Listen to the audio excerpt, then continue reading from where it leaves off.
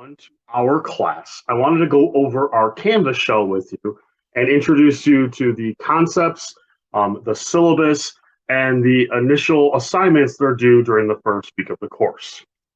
So when you log into MyWCC, you should have a link that takes you to Canvas. All of my courses look very similar to this one, although this is the survey class. I design all my classes to kind of mirror one another so that students that take me more than once are very familiar with my style and familiar with the way things are formatted. On the home page, you'll find links to the announcements. I use these frequently, so please be in the habit of checking those. On the far right, you'll see the things that are due, and you can also view these through the calendar. I do keep the calendar updated, so you should always know what's coming up. And then you'll see an introduction that's very brief, just about some ideas that I have focused on throughout my career as an educator and as a professor, and kind of introducing us to the course itself, okay? Where you want to begin is you want to look at the very first set of announcements that I have sent out. These always kind of introduce you to what to expect and how we're going to get going on that first week. Once you've read through the announcements, you'll want to start with the modules. Your course is broken up into thematic modules. So if you take a look here, you'll see there's a bunch of different modules. Each one runs for a set amount of time, and then in that are activities, lessons, videos, multimedia resources, textbook readings, all of that are linked under a single theme. Okay, so you're going to go through each of those modules in succession as you go throughout the course, okay? We start with the pre-module, which is this one right here, which is really like module 0. We're not really jumping into the course itself yet. We're getting used to my style and my way of teaching, and we're getting used to how I organize ideas, right? So you'll start with the syllabus and policies right here, and the first subheading is preparing for your course. So you'll see what I've outlined here are all the things that you're going to need in order to be successful. So I've got an introduction here going over just the basics of what the humanities are. Oftentimes students take the class because it is a required course, but don't necessarily know exactly what they're getting into. The humanities are about the arts, but we do things a little bit differently than saying like take an art appreciation class or a music appreciation class or an art history course, because we don't just focus on one kind of art, we focus on how all the arts intersect. And we also add things like philosophy, history, and culture to help explain where those arts come from. Because of that, I like to use this model known as listening to the arts. The skill that we use in order to listen to ideas is the same skill that we'll need in order to put ourselves in the right mindset and be open to what the arts teach us and tell us. Likewise, we can also read the arts. And I mean this in a very literal way. The same part of your brain that you use to decode text, to take letters and words and come up with meaning from that, is the same kind of skill, the same part of the brain that you can use in order to understand any of the arts, be it visual arts like painting or drawing, photography, literary arts like poetry or narrative, or performing arts like music, theater, those kinds of things. Okay, so we treat all of the arts, all of the things that we're looking at as text, and we kind of use that same part of our brain to decode the meaning of the text. Then we put that in context, so that's the history and the culture of the time and the place of the people that have created it. This allows us to look at things like geography, religion, psychology, sociology, anthropology, the language, and see how those influenced the arts that were being created and the artists. And then lastly, we can understand the subtext of the arts, which is really just the explicit and implicit meanings, the things that we can try to understand from those creations. Okay, so this is the basics that we use in all of the classes that I teach. I approach things through text, context, and subtext, and using those skills of listening as well as reading to understand and be present in the arts. Okay, so once we get through that initial step, now it's time to take a look at the policies and responsibilities. Right? This is more of a traditional kind of like syllabus day sort of thing. So this QR code will take you to me, so you can email me very quickly. You can save that into your smart device or whatever. These links will do the same thing. This link will take you to the faculty webpage. It tells you all about me. My email address is by far the easiest way to get a hold of me. I do have an office phone, but I'm not on campus every single day of the week. I teach half my load virtual or online. I teach over half face-to-face, right? So I highly recommend that you email me. That's by far the best way. If you'd like to text me, feel free to use my multiple, but please don't call that number. I won't answer it if you call it. I have an office on campus, Sugar Grove. It's Bodie 221, so it's the second floor of Bodie.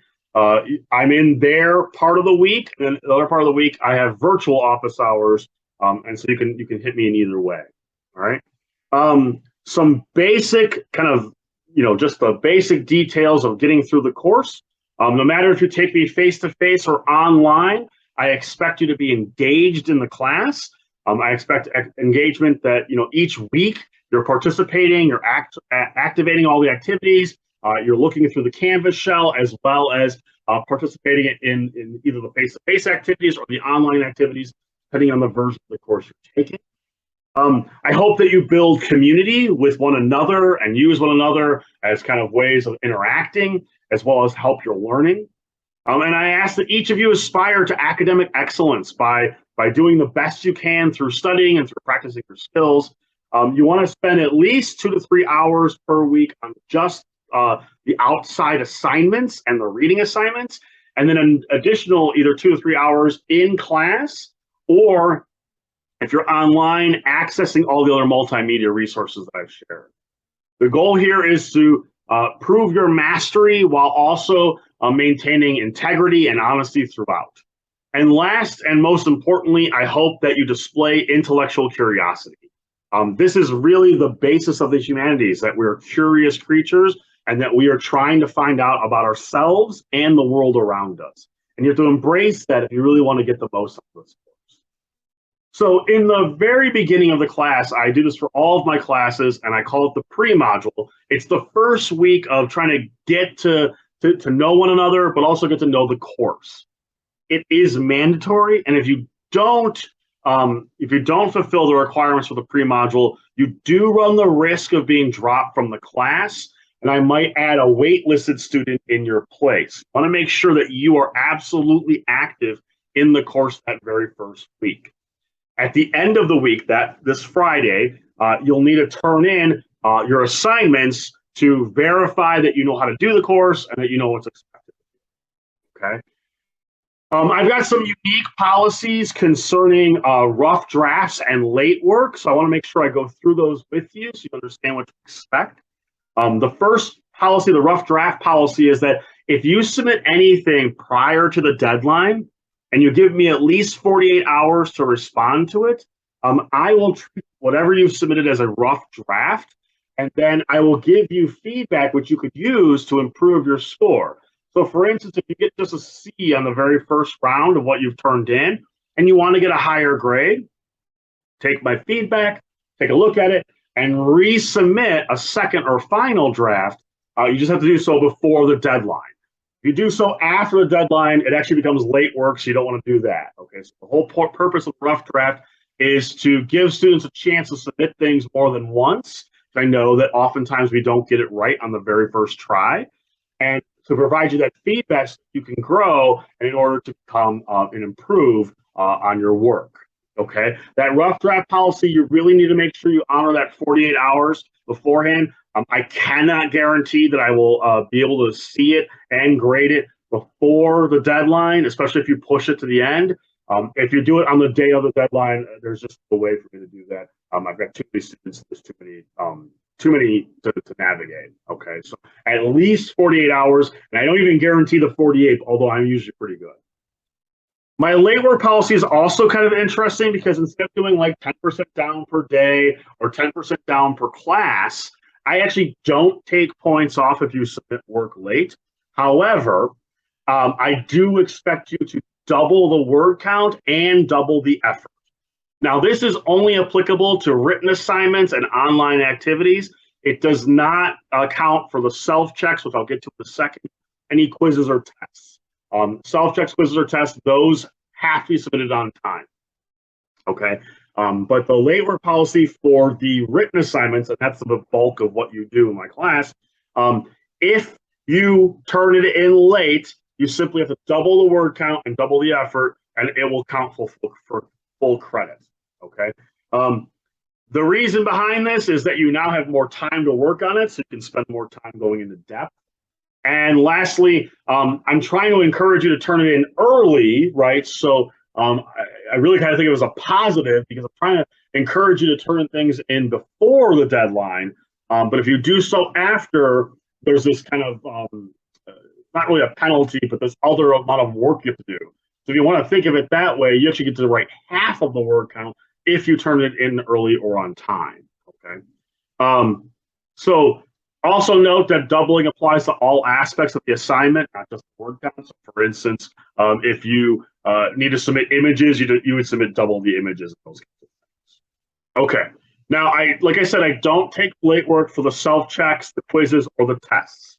However, I often recognize that students run into problems and sometimes there's tech issues and those kinds of things. So I've also got this really interesting policy just for the self-checks. I call it the automatic emergency extension. Here's what happens. Okay. The self-checks are all due on the Friday, the end of the module. Well, let's say you don't get them in by that Friday. Normally, that's just a 0. That's the end of it, and that's just how it goes. However, I have this automatic emergency extension. Canvas will allow you to turn in a handful of self-checks throughout the semester late because it will automatically turn on an extension for you that you can then submit it through that Saturday. It's only for that Saturday. It's only 24 hours. It won't go past that. I won't open it up past that. But it's kind of like breathing room in case you make a mistake or you got running some tech issues with your self-checks. It only applies to the self-checks. It's only this a handful of times. Canvas will let you do it for every single self-check. And it's just there for those issues when you run into like an emergency on that Friday and you need one more day to turn things in. You don't need to talk to me about it. Canvas does it automatically for you. If you reach out to me, I'll just simply say the same thing to you. I'll be like, hey, Canvas is going to do it for you, so don't worry about it, okay? But you can't use it for every single one, so just keep that in mind. And then Canvas grades the quizzes, so obviously the grade will go in once you submit it and Canvas will grade it then, okay? I do have one other interesting thing. I do drop the lowest self-check grade throughout the semester, so if you bomb one of them or get a 0, or you can't use all the automatic emergency extensions, I will drop the lowest one as well. That excludes the pre-module ones, which we'll get to in a second. Okay, the last kind of grading policy I have is extra credit. I offer tons of extra credit opportunities throughout the semester. There are some standard ones which are already posted in Canvas that you can take advantage of. And then I often offer extra credit for college activities, club activities, those kinds of things. So be on the lookout for those.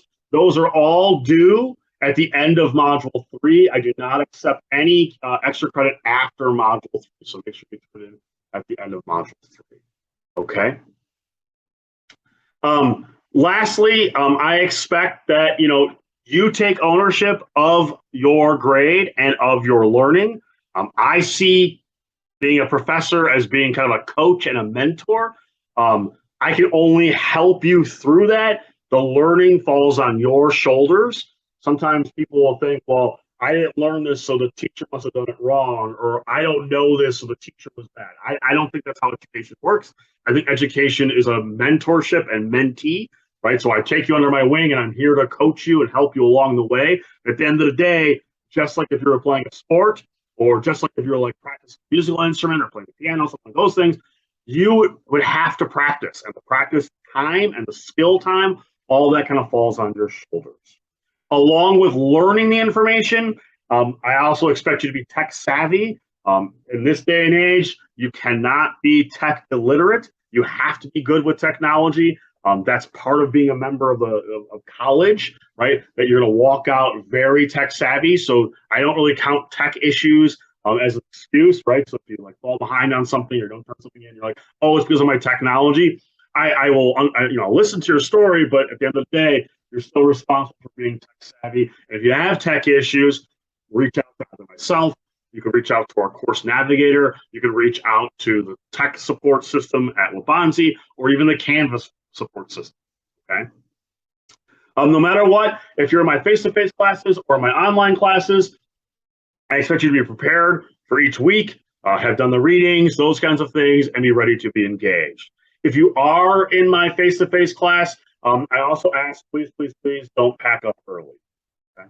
The last policy that's probably my favorite, and oftentimes my students' favorite, is that if you can maintain a 98% by the end of the post module and have all of your work submitted, that includes everything except the final exam, you can have all that done by week 15, and it has to be week 15, then I will have everything graded for you. And if you have a 98% at the end of week 15 with all your work submitted, I cannot stress that enough, then you do not have to take the final exam. You'll be exempt from the final.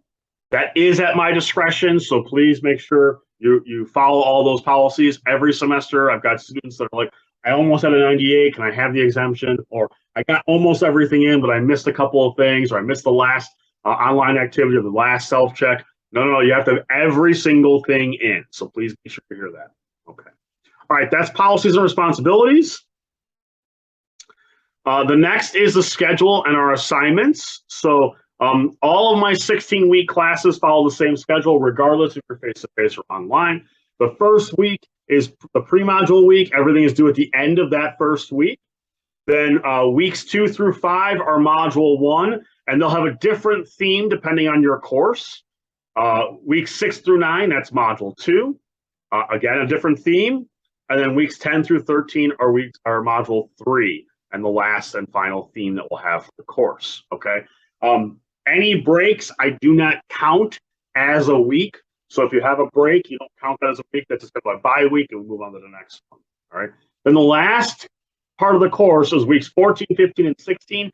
Although they're kind of lumped together, they're really treated individually, and you have to have everything submitted in the weeks that they're assigned. Okay. So whatever is assigned in week 14 to finish, 15, so on. And remember, if you want to be exempt from the final, everything has to be turned in a week early before the end. So you have to have everything done by the end of week 15. Okay. The kinds of assignments you'll be doing. So the easiest ones or the simplest ones are the self-checks. These are just quizzes, but I call them self-checks because they check your reading and your knowledge of the course policies. That's all it is. I don't go over these quizzes. I don't go over the information for these. They're literally there to check that you are reading the textbook, okay? Or whatever assigned, readings I give out. Okay, so if you don't have a textbook, there's other things I assign. They often will include things like some of the multimedia resources as well, but they're really geared towards that reading, okay? They're not worth a ton of your grade, but without them, you cannot get that final exam exemption. And they usually create the difference between like a letter grade. So if the difference between a C and a B is, depending on how well you done the subjects. The bulk of what we do in the class is a writing. We're writing intensive. Humanities classes tend to rely on writing to help make their arguments and to justify claims. So if you're not a writer, I have a lot of resources posted in to help you. We're geared towards completing somewhere between 10 to 12 pages of writing throughout the class. That's the standard that's established by IAI, which is the body that allows this class to transfer to places like NIU or Aurora University or U of I, right? And so we have an equivalency that we're trying to meet. And so about 10 to 12 pages is what they expect for 100-level humanities courses, okay? So whenever you write the journals or the essay, and I'll go through these later in the class, you'll be investigating things and then justifying that in written form. The journals are 300 words minimum for a C. If you want to go, if you go above and beyond the 300 word count, that's how you get to a B or an A. And then the final exam is a long formal essay. It's about 1,500 words. And again, that's the minimum. You want to go up to like 1,600 or more in order to get a B or an A in the class, okay? We'll spend far more time talking about the writing assignments throughout the class. because they are so significant. They do constitute about 50% of your overall grade. So without successful writing assignments, you cannot pass the course. I have all kinds of resources, like I said, posted throughout. A couple of rules about posting your writing assignment. You cannot attach a PDF or a Word document. You must copy and paste the written part into the text submission. That is the only way the plagiarizer checker will actually check the entire words. Oftentimes students say, well, can I just please, it's such another step. I hate having to post I would love to be able to just post a PDF or a Word document. I'm sorry, I wish you could, but I cannot guarantee the plagiarizer checker will work. And I need to make sure that that is checking everybody equally, right? So just to be fair. So you have to copy and paste everything, but what you cannot copy and paste are any images, and you will be submitting images with almost every single written assignment. The humanities are not just a writing kind of communication, we're also a visual kind of communication. So you will have to put those pictures in there, but here's how you do it. You have to embed those images for me to count them. If you attach them or copy and paste them, they never come through. They're always corrupted, and I won't grade them. Okay, so they have to be embedded. And again, I have a kind of a walkthrough on that as well throughout the course. Okay, and then the last thing are online activities and participation. So either way, face-to-face or online, I grade your active kind of voice in the class. Are you engaged? Are you asking questions? Are you contributing to our conversation? And then I have these little activities that you're going to do that go along with that. I'm a firm believer that learning is an active, engaged, interactive process. And that's why I weight these activities so much. This kind of participation stuff is worth about 40% of your grade. So again, if you don't do this piece, you cannot really pass the course as well. Okay. The way I view grades is that they're not the end all, right? But what they do is they measure your active participation and your mastery of skills. But I also see them as ways of growing. And so I offer lots of opportunities in order for you to take more chances and to grow and improve throughout. So please look at everything that's like a minimum as how you would earn that C. But if you want to go above and beyond to that B or A, I've got lots of tools, lots of commentary to help get you there. Okay. The last thing we're going to go over really quick here is the course syllabus. This is the more like traditional thing that you'll see that, kind of every student at Waubonsie sees. Feel free to go through this at your own leisure. This is at your pace. It just gives you lots of guidelines, all the things that you kind of have in order to be a member of our class. You can kind of think of it as our terms and conditions for the course. So you have to complete these in order to be successful and to follow all the guidelines of the class. Okay. I do always like to share this. This is not a requirement or anything like that, but I have this kind of like graphic and it's kind of interactive. So feel free to play with this if you're in Canvas. This is just to kind of show you where I get all my strange policies and philosophies about the class, right? A lot of times students are like, why do you do the thing with the late work? Or why do you do the thing with the self-check and the reading? And, why do we have so many participation points? And all that stuff comes from a theory about how education should work. And that theory is that the best way to engage is to create a kind of game out of the class. And that's why I have all that kind of like growth stuff built in where you can do like the rough drafts or submit things late with doubling the word count. Because what you're trying to do is get better at the game.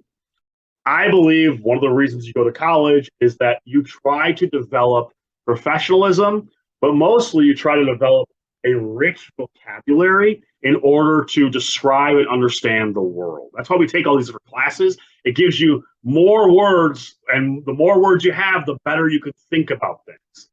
That's the ultimate goal of the game.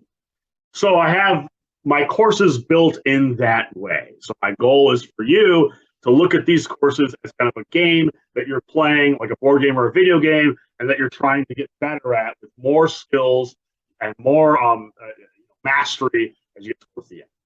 Okay, so that gives you a nice overview of the course itself and then how to get into things. Once you've kind of gone through the policies, feel free to start looking at the required studies. That'll be like the readings and the multimedia resources. And then you've got your assignments. You want to make sure you start going through those assignments as soon as possible. All right, as always, if you've got questions, feel free to please reach out. Welcome aboard again. I'm excited to have you. My absolute joy and pleasure is being a teacher. I love doing it. I've been doing it for many, many years. And I hope to be able to mentor you as I've been able to mentor so many others. So please feel free to reach out with any questions. Otherwise, good luck. And I will see you either online or face-to-face. Take care.